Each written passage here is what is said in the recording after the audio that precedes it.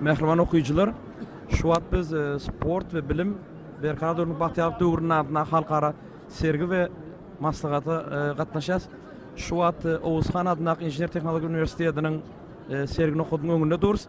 Bizim bilen Kimya ve Nanoteknoloji Fakülteti'nin ikinci yıl talebi Nur Muhammed Kurban Aliyev. Nur Muhammed, можешь подробно расскажешь, какие проекты вы разрабатываете? Здравствуйте.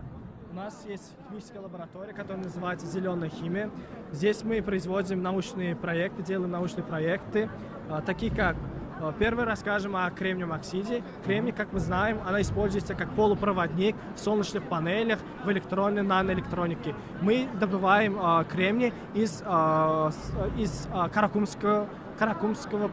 Каракумской пустыни.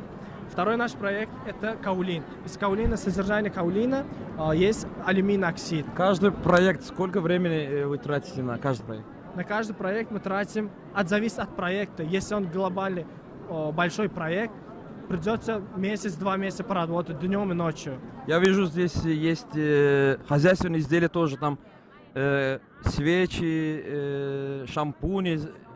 Да, конечно, мы не только научными работами занимаемся, также мы занимаемся косметическими средствами, таких как натуральное мыло, ванны, бомбочки, экологически чистые ароматизаторы и так далее. Также у нас есть экологически чистый пластик, биопластик, который, вы знаете, в нынешнее время самая глобальная проблема – это загрязнение нашей окружающей среды. А вы знаете общество охраны окружающей среды Туркменистана? Да, конечно, мы знаем. У них тоже есть вот новый проект борьба против баклашек, пластики.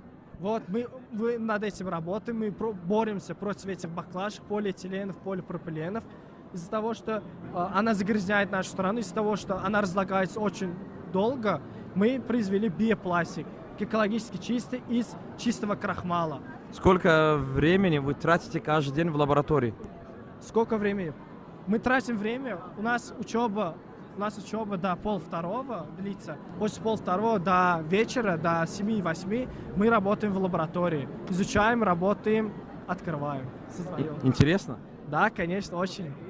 Это твоя детская мечта, нет? Детской мечтой? Да, я хотел стать пищевым технологом, но, слава богу, я химик-технолог. Это тоже взаимосвязано с этим направлением. Желаю вам удачи тогда. Спасибо большое. Спасибо.